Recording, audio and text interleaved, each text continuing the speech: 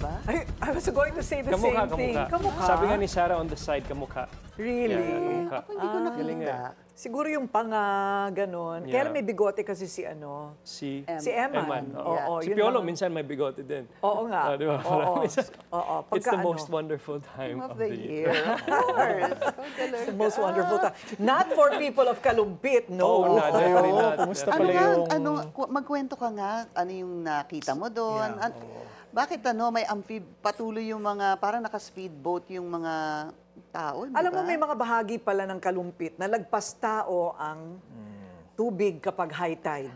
So meaning, yung kanilang mga bahay, tinaasan na nila talaga lahat. So sanay sila na bangka-bangka na talaga ang pagpasok doon sa bahay nila.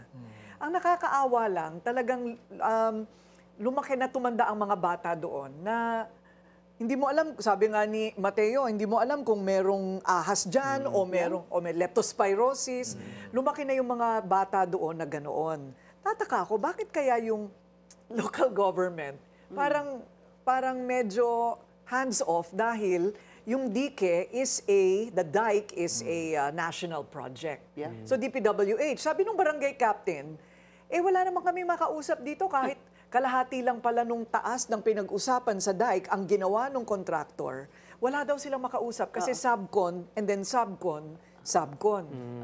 Layer to layer to layer. Kaya Yes. malilito talaga yung tao. Oo. So, There's also a place, ma'am, like that in Malabon, I was saying kanina. Ruru Madrinaish, we shot a teleserye there. It was also like that. It was forever flooded, kumbaga. And naging normal sa kanila. But it should not Yeah, let's be not normal. normalize that. Hindi na We siya deserve pwedeng, much better. Hindi na pwedeng way of life yung resiliency. Resilient na Pilipino, Ayaw na kaya natin nila yung yan. salitang yan. People are mad. Yeah. Yeah, people and are mad and talagang it's not enough that the Mega Dike project is now approved. Okay. So 2028 pa yun magsisimula. Wala nang budget for flood control starting 2026 ang Bulacan. You were going to say something. Ang matindi doon, ma'am, galit ang mga Bisaya, ang mga Cebuano. Ayun. Yeah, from what has happened, it's absolutely not a wonderful time of the year for the Cebuanos. We're suffering a lot. They are suffering a lot. And now it's the rebuilding stage. Hopefully, they get to rebuild and celebrate Christmas with a smile. Hopefully. Hopefully. That's what we wish for lahat. Hindi lang sa everyone, Cebu, yeah. no? For Opo. everyone. Negros also. Negros, hit Bacolod. big. Yes. Bacolod. Oo. Even up north, di ba? Additional 16, I think, died, Yes. no? Kalinga. Because of Yeah. landslides. Ano na ang total number of 22, Sa- no? Kanina 22. Yung 22. Yeah. 22. Yung Okay. last bagyo. Yung Tino, nag-232 na siya. But they're still missing, sa 232 sa Tino. Oo. Confirmed deaths lang yon. Marami pang missing.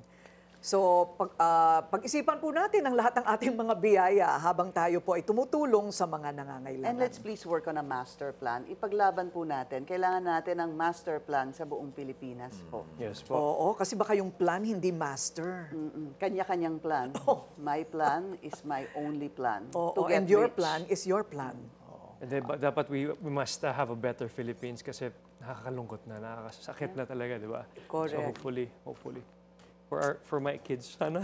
For our kids, di ba? For our kids, ma'am. Alam ko na, yung mga magdo-donate sa ating fund drive, Ayun, at pwede pa yes. po kayong mag-donate sa ating fund drive pagpagawa natin ng kulungan. Oo, di ba? Sa mga korap, Sino ang sino maghuhuli? Hindi daw kasi kakasya. Sabi hindi na nung ba? mga komentarista, hindi daw kakasya. Di magpagawa tayong pasensyahan, kulungan. hindi naman talaga kasya yung mga bilanggo doon sa di ba? Di sumali sila doon. At wala din Matutulog maghuhuli. silang Sila nakatayo. special. Wala din maghuhuli, ma'am. Nakatulog talaga, natutulog talaga yung iba nakatayo. May shifting. Yeah. Wow. It's true Parang sa silang mga kabayo. kulungan. Yeah. Oo. Yeah. Alright, Dapat galit na si Droy. Patayo tayo ng kulungan bawat distrito.